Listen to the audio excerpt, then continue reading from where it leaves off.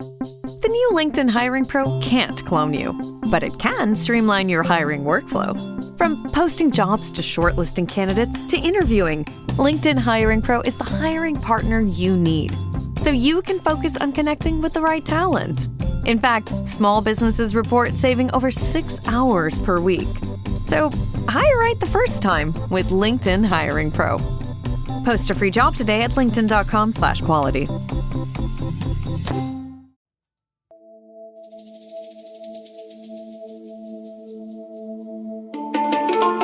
Welcome to the Modern Taoist with Kit Man. Ancient wisdom, modern life, and the way.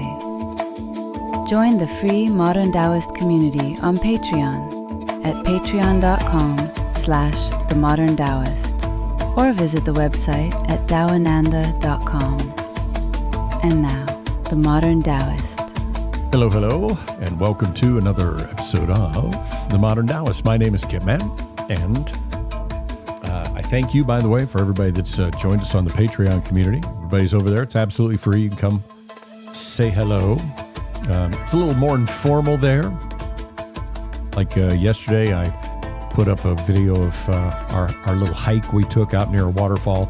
I'm lucky enough to live in a place where there are, 30 waterfalls within an hour any direction. So we're able to get out and go on those cool kind of hikes all the time. But there's a little tiny video up there on Patreon right now if you'd like.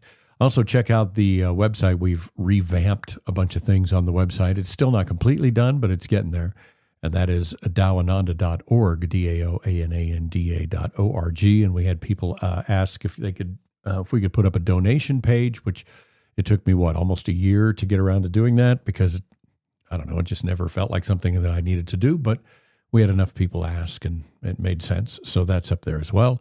And we're heading into a different time of the year. And so one of the things I want to talk about today, we don't often form whole episodes around specific chapters of the Tao Te Ching because they can be a little, depending on the translation you have, they can kind of, it can delve into something that just gets kind of unwieldy and sort of, I don't know, kind of exhaustingly boring maybe sometimes. But there's a chapter that I particularly like, and we have had a couple of people ask, could I explain chapter 55, which is basically my favorite translation is like a baby. But it's chapter 55 is an interesting chapter. And let me just jump right into it because it's very relevant to life as we are living it right now. There's a particular kind of exhaustion that doesn't come from working too hard. It comes from working against yourself.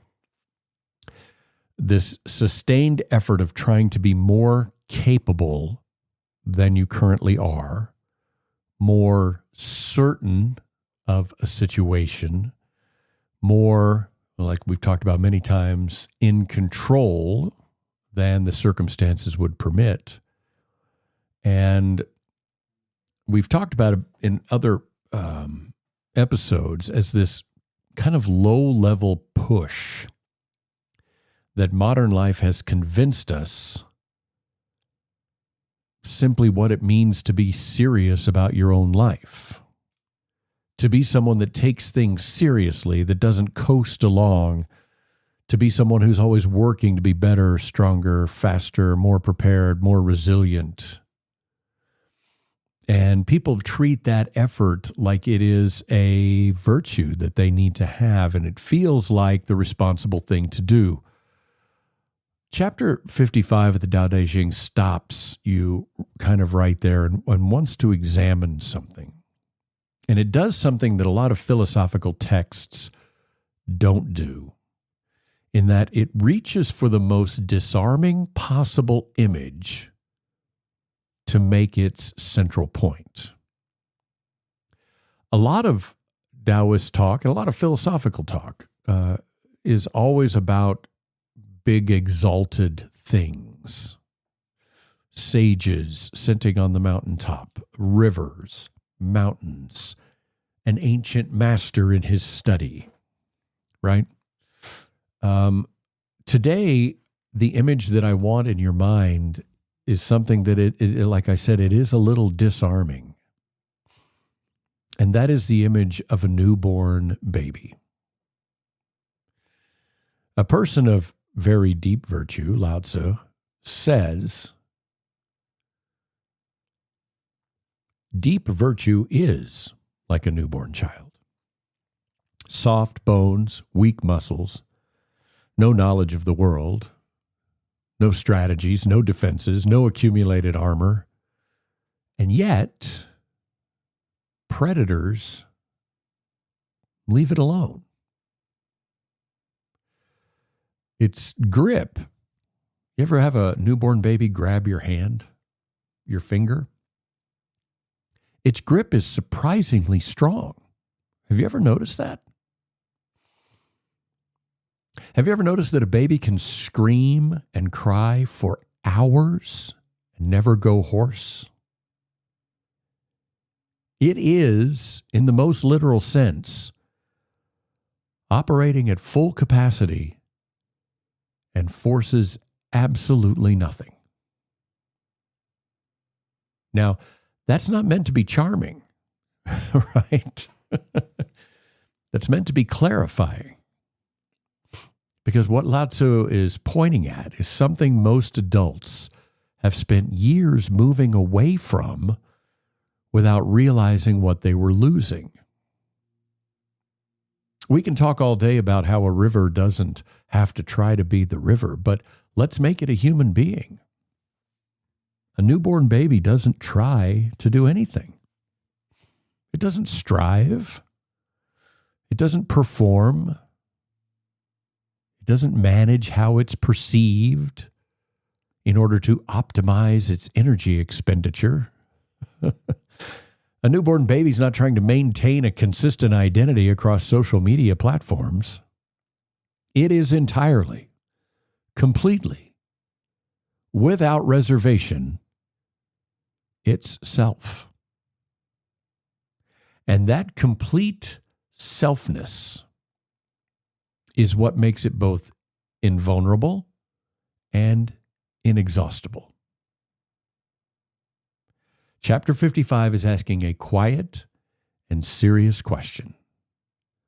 What in the hell happened between then and now? What did you trade away in the process of becoming the person you currently are? And is any of it worth getting back? Most of us spend our lives in the process of becoming harder. And I don't mean that as a pejorative. I mean that in the literal sense. More armored, more defended, more deliberately constructed to withstand life, specific pressures and disappointments. Those things that we have experienced have taught us to expect the worst. This process begins early. That newborn child who trusted everyone and everything at some point got hurt. And it began to learn to be selective. A person who expressed themselves openly and got mocked learns to be more careful in their expression. A person who committed to something and watched it fail learns to hold back just a little, to hedge, to not put everything in. And each of those adaptations feels like we're getting smarter, right? Like that is the appropriate response of a person who has learned how the world works. And each of those adaptations, in some specific and limited sense, is correct. The world does sometimes kick you in your ass. Sometimes it stings. And that hedging that you have learned does sometimes protect you. The armor that you have built genuinely does deflect some of what it was built to deflect. The problem is not the individual adaptation. We've talked about this before. The problem is rarely the thing. The problem is the accumulation, right? Because you're not just wearing a suit of armor. You're wearing a suit of armor that has layers to it. And each layer of hardening that gets added doesn't protect you against the specific threat it was built for. It reduces the surface area that allows for genuine contact. The person who has armored themselves against vulnerability can no longer be fully reached by intimacy, right?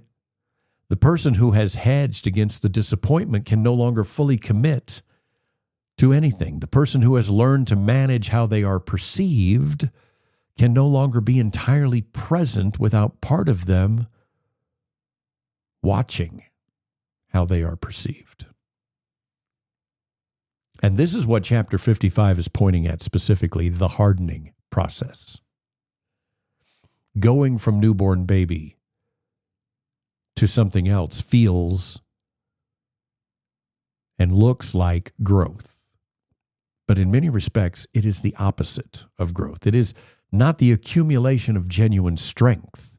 It is the accumulation of defense, of defensive structure. And defensive structure, however necessary it is, comes at the cost of the very quality that made the newborn both invulnerable and inexhaustible. And that quality is what Lao Tzu calls harmony. He. And the meaning is precise. The newborn cries all day without going hoarse because it is operating in perfect harmony with its own nature. Nothing is being withheld, nothing is being forced, nothing is being managed. The full energy of that baby's system is flowing without obstruction. An adult who has accumulated a lifetime of defensive adaptations is not operating that way. Their energy is not flowing freely. It moves through a series, or rather, maybe even a system full of obstructions. The places where authentic response has been suppressed, where natural movement has been redirected, where the original self has been edited to conform to what experience taught you was safer. And the result is a person who works very hard to produce what the newborn produces without trying. This is the problem that chapter 55 is diagnosing. Not that you've grown or learned or adapted to the world's realities, but that in doing so, you have traded away something essential. And that the trading feels so much like progress that people never stop to look at what it cost. The last lines of chapter 55 are the ones that really hit hard, and they don't get enough attention. Lao Tzu says, forcing life is called an ill omen. The mind that tries to control the natural energy of life, that uses effort and will to override what is already present, is thought to be strong. But things that reach their peak through force age quickly. That is not the way of the Tao. And what is not the way of the Tao ends early. That is not mild. That is a very precise description of a mechanism that most people in the modern world are inside of without knowing it. And as I try to always give you at the beginning of these conversations, is how the mechanism works. And that mechanism works like this. The natural energy of a person, what the Chinese call Jing, the essential life force, is not unlimited. That is a misnomer.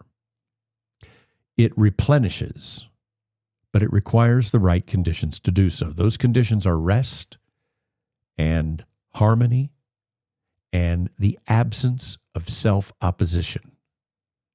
When a person is living largely in alignment with their actual nature, doing work that is genuinely theirs, that brings them joy, responding to situations where their authentic reactions are existing rather than managed,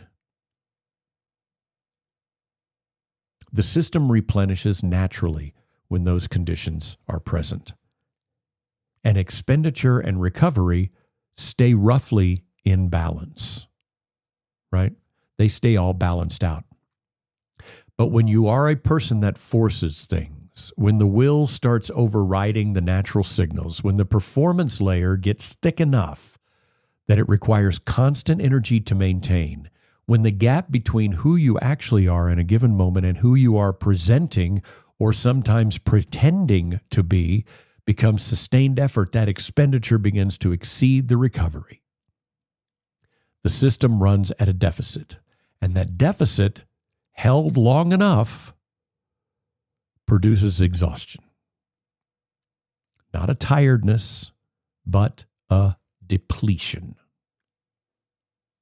The visible symptom of this depletion is what Lao Tzu calls early aging. Not necessarily in the physical sense, although that happens too, but in the quality of your aliveness. I have someone very specific in mind when I think about this, and I'm not going to say who it is because they are related to me and they may listen to this. I don't know that they do, but I think of this person a lot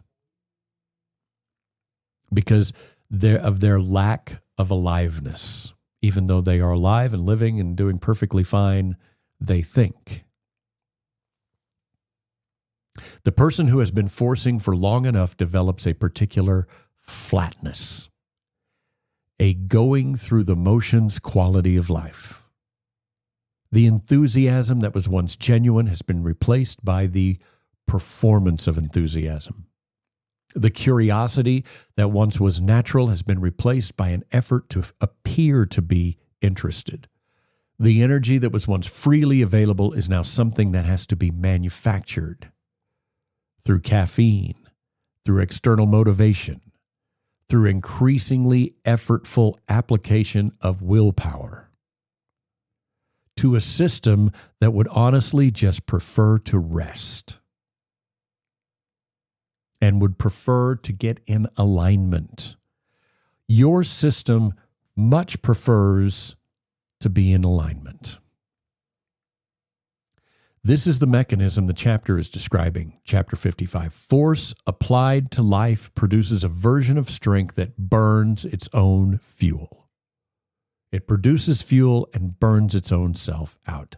The more it is applied, the more is required.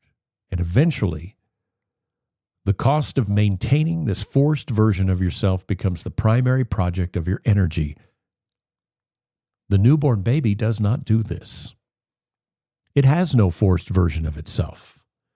It only has the actual version, fully expressed, without obstruction or management. And that's why it cries all day without going hoarse, because the system is not fighting. The energy is flowing in one direction, outward, fully, sometimes freaking loudly, without the enormous internal friction of worry. I'm not asking you to go out into the street and start screaming, because you wouldn't be able to anyway, because you'd be worried about what the neighbors think. What Lao Tzu is asking, with, by the way, this chapter is unusually direct for him. What he's asking is, do you know what you're spending your energy on? And do you know how much of it is going towards the maintenance of a constructed version of yourself? The place to look for this pattern is the texture of your energy across the day. Okay? not in dramatic exhaustions, but in very quiet moments. Notice what it feels like to arrive somewhere you're comfortable being yourself. A place, a person, a situation where the performance layer that you have is not required. Where you don't have to manage how you're coming across or maintain a particular version of something. Where you can simply be whatever you are in that moment. Most people, when they arrive somewhere like that, or are with someone like that, feel almost a release, a subtle, but real, but very real shift. Like setting down something you've been carrying long enough that you've stopped noticing. That release is weird. Because what it is information. It's telling you how much your energy was going towards carrying something that you only notice when you don't have to carry it. Now notice the inverse. The moments in your day where your energy is depleted, where your energy expenditure is the highest.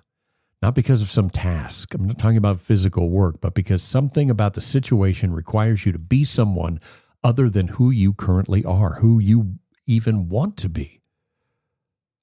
The meetings where you perform a version of yourself that simply does not exist outside that meeting. The conversations where you manage what you say before it comes out. The social situations where the gap between your internal experience and your external presentation is so wide that trying to build a bridge costs everything.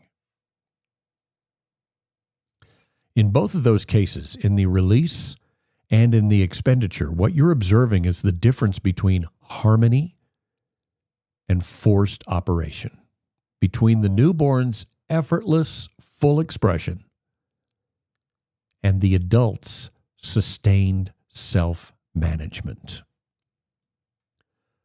Lao Tzu's observation that knowing harmony is knowing the eternal is worth talking about here because it's pointing at something specific rather than something beautiful. The eternal, in Taoist terms, is the unchanging, underlying nature of things. It is the quality that persists beneath all variation, all adaptation, and all constructed identities. The person who knows harmony, who knows themselves without effort, who has genuine contact with the effortless, unforced operation of their own natural energy, that person knows something true and stable about themselves. And that stable truth is not what you've constructed. It is what was there before the construction began. The recognition practice that we have to do then is not about tearing down what you've built, because the adaptations and the armor have their reasons, right? Some of them are genuinely necessary. I'm not here to tear any of that down or tell you that that's wrong. The practice is about developing the capacity to distinguish in specific moments and specific situations between what you're doing because it's genuinely called for and what you're doing because the pattern and the armor is required you to do it, regardless of whether it's called for or not, right? The first is responsive. The second is automatic. The difference between them is exactly the difference between the newborn's effortless but very strong grip on your finger. Firm. Not because it's forced, but because it's natural.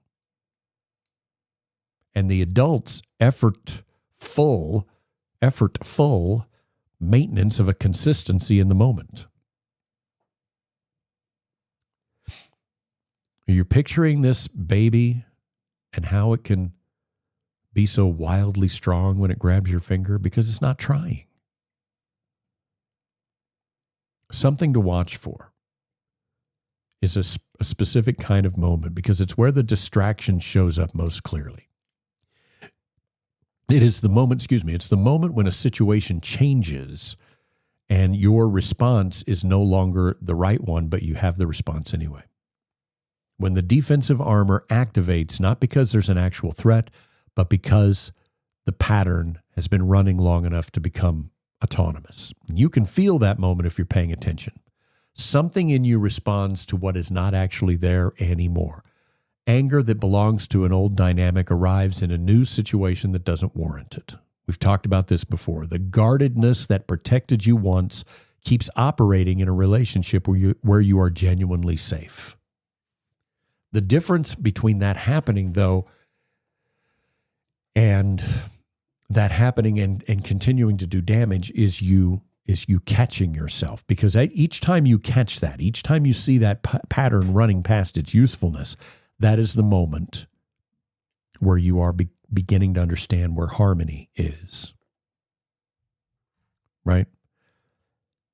A small direct contact with the natural response underneath the constructed one. That contact is the practice. That is what we're looking for. That is why I've brought it up, 3 or 4 different episodes before, because that is the practice. Finding that moment of contact.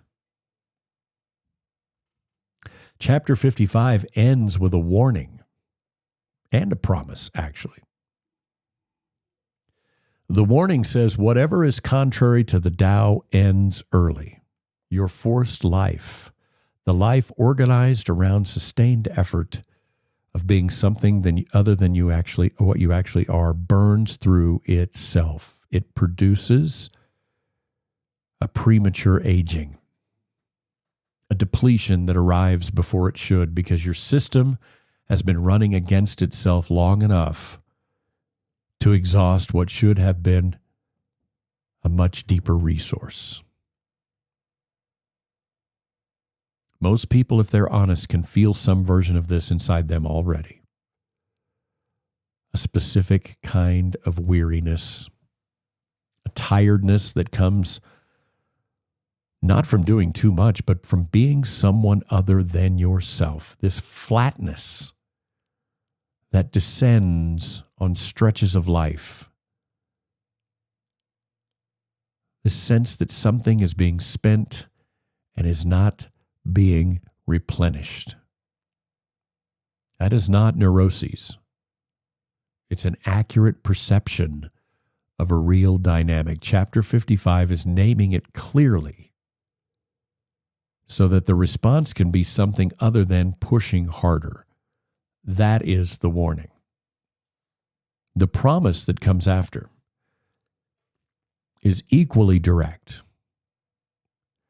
The person who carries harmony in abundance, who lives in genuine harmony with their own nature rather than sustained opposition to it, becomes again like the newborn.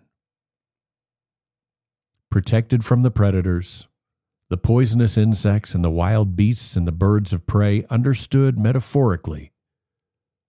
We're not talking about real birds and bugs here. We're talking about the metaphors. Those are the hostilities of life that genuine alignment makes you resilient to. Not immune. Resilient. Resilience is not immunity. Right? Think of it like getting, some people are resilient to the flu, but they are not immune to it. The difference is they still get the flu, but it doesn't last very long. They don't get very sick. I got the flu today, probably, I don't know. The person who is not fighting themselves has considerably more available to meet the world's challenges than the person who has depleted themselves by trying to be someone or something that they are not. And the application begins with a single question. Ask yourself honestly, in the context of your actual life, what am I forcing? Not in the abstract, okay? Specifically. Where in your daily life are you applying sustained will to override what would naturally be there? You got to go deeper than thinking about, oh, I have a job I don't like. That's not what we're talking about. We're talking about the fact that you have to perform something that the moment does not require. Where is the gap between your internal experience and your external presentation? And what is the maintaining of that gap costing you? It is costing you your harmony. So we're not talking about abandoning responsibility or commitment or the genuine effort that making a living requires. It's not what we're talking about. Taoism has no interest in being lazy. It has no interest in you quitting your job and going off into the woods and sleeping in your car for 4 days. That's not what we're talking about here. Chapter 55 is not a case for doing nothing. The newborn is not passive. A newborn baby is the least passive. Its grip on your finger is weirdly strong. Its voice, when it is screaming, is wildly full. That is not pacificity. The energy is completely present. What is absent is self-opposition. Effort that is genuinely called for, that flows from real engagement with what's actually in front of you, that moves in the direction of your actual nature rather than against it, that effort doesn't deplete you. What depletes you is the other kind, the effort that goes towards maintaining a version of yourself when the situation doesn't require it, right? The application is to look for places in your life where some of that force can be released. Not everywhere all at once, not going into the street and screaming. That would be its own kind of forcing. But one place, one relationship, one area of your life where the guardedness has outlasted its usefulness. One role where the performance has become more effort than the work itself. One context where you could be more genuinely yourself, and the cost of doing so is lower than the accumulated cost of not doing so. You see what I'm saying? When you find what that place is in your life, then, and without drama, without making announcements, without turning it into a statement about your personal development, just choose to be yourself. You don't have to go all the way. Not immediately, just a little more yourself. Just enough that your system gets a small experience of moving without the friction of self-blocking. That experience is what chapter 55 is pointing at. Not a destination. We don't do destinations. Not a permanent state of achieved natural harmony. No. Just a recurring, renewable, available experience of what it feels like when the force lets up and the natural energy is still there, still fully present, still complete. The newborn didn't lose that. You still have it. Entirely. But where is it? You're saying to yourself, if you've been paying attention, you know where it is. You still have it. It's buried. It's buried underneath all those layers that got built on top of it. And it is, as Lao Tzu says, in accordance with the eternal. It's there. It is available to you. Harmony exists inside you right now, as long as you can dig underneath those layers. Be yourself whenever possible. Find situations where you don't have to force. Find situations where you have that cosmic, lack of a better word, release. Right now, I know you're thinking about it. I know you're like, oh yeah, I could do this. I could do it. Okay? Let's move on to our listener question for the day. This one, I don't have, for some reason, I don't have a name on this one. Do we have a name? I don't think so. Oh, there it is. Ella says, Kit, I feel like I've been doing this practice for a while now, and I'm genuinely more present than I used to be, but the people around me haven't changed. My family still triggers me. My colleagues still frustrate me. I thought I'd be above it all by now. What am I missing? Ella, what you're missing is not probably what you might think. The expectation that is embedded in your question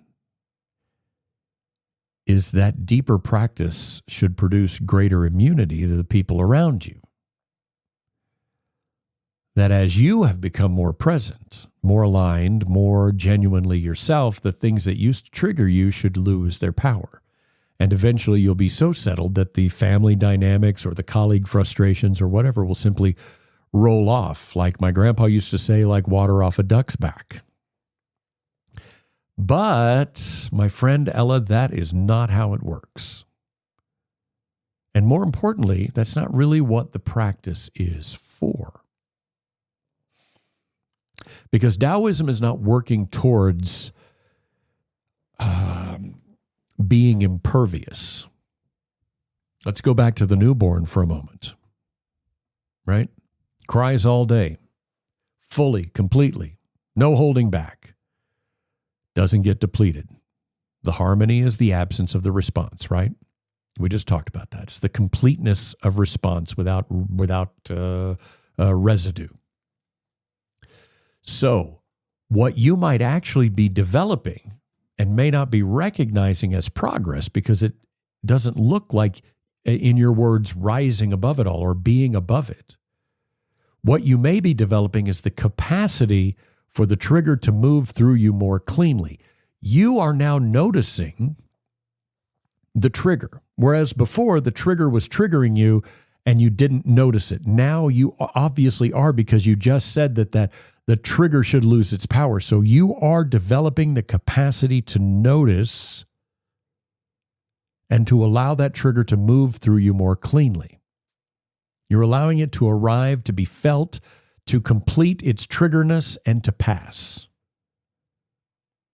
rather than having it arrive, catch on something, and pull the whole wool out of the sweater.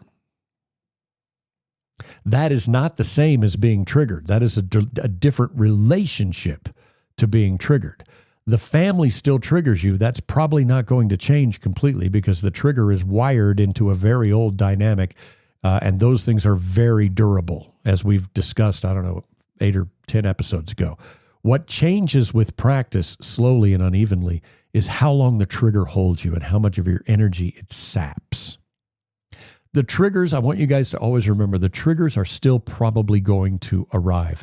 Unless you get yourself to a point where you are a Taoist master and these triggers just come and go and float through the wind, then you are probably still going to have to be dealing with the trigger.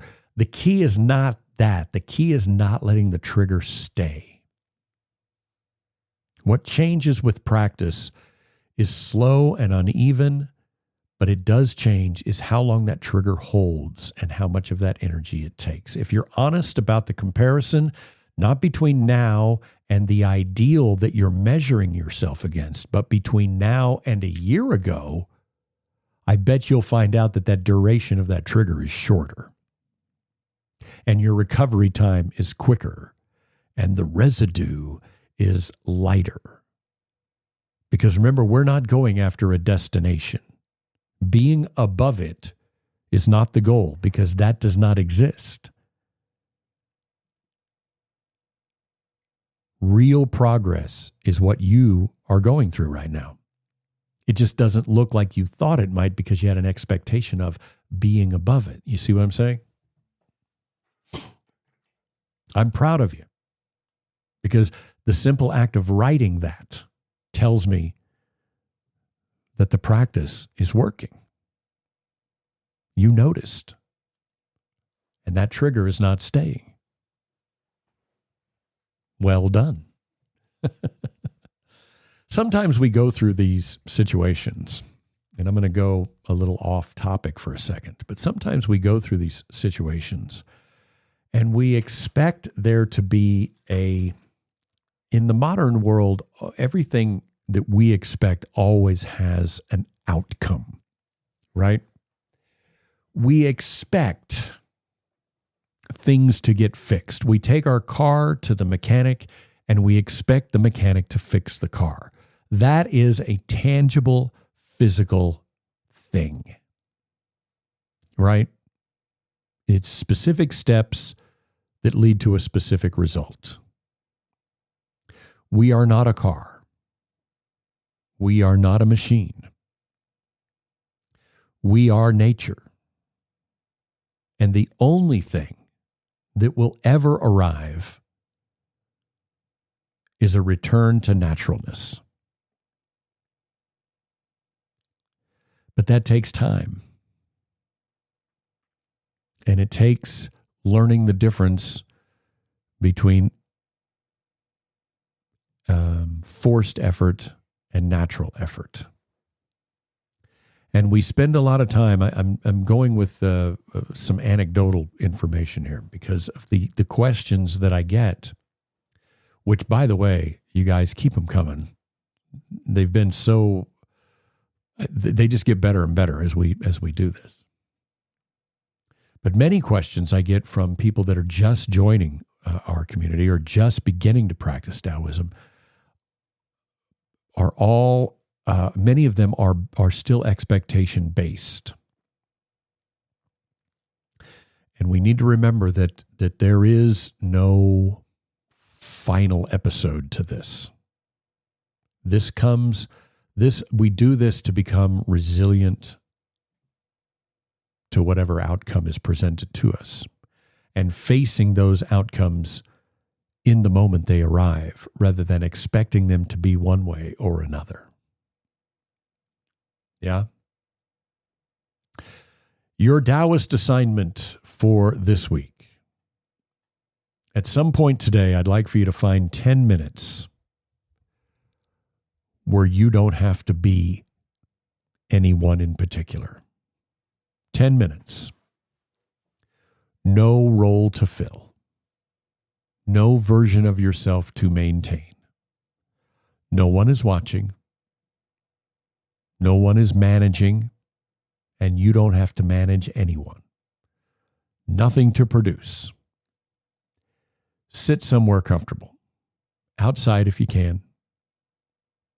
And for those 10 minutes, let yourself be as unfinished as you actually are. I don't want you to try to be calm. I don't want you to try to be present. I don't want you to be living in the moment. I don't want you to be practicing an attitude of gratitude. I don't want you to be demonstrating anything, even to yourself. Just whatever is there, be you. If you're restless, be restless. If you're sad, be sad. If there's nothing in particular, you be nothing in particular. I don't want you to spend that 10 minutes accessing your original nature or returning to the newborn baby's harmony. I just want you to sit there. Give your system 10 minutes of not being forced in any direction. 10 minutes of not performing is more than most people will ever manage in a week.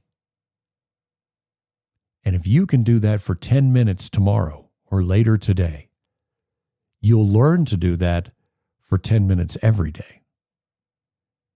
And at some point, those 10 minutes will become 20, and those 20 will become 45, and those 45 will become a couple of hours. And you'll begin to get replenished. But do it now. 10 minutes of just being you. That's your assignment. Chapter 55 is not a chapter about becoming a baby again. It's not asking you to be naive or pretend that things you've learned from experience don't matter, or to approach the world as if the armor you built has no purpose. It's asking you to be something, or to do something rather more precise and more difficult.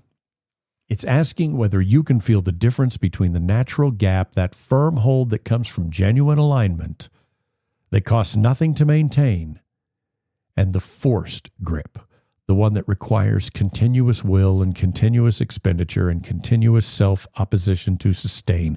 Remember, the baby grabbing your finger is doing it without forcing. It's not trying. If you reached out to grab someone's finger, you'd concentrate on how hard you grab it. That's not what we want. We're asking whether you know what harmony feels like from the inside, not as a concept, but as a direct physical experience of operating without friction. Chapter 55 is asking, with the seriousness that only Lao Tzu managed to combine with gentleness in the same breath, whether the version of strength you're building is the kind that grows or the kind that ages. Whether the life you're currently living is moving within your nature or against it, or whether the cost of forcing is one you've actually consented to, or one you're simply allowing to happen because you have not stopped to examine it. The newborn is still there, fully intact, fully available. You never lost it. It's underneath everything that you piled on top of it. And the practice is learning gradually to find your way back.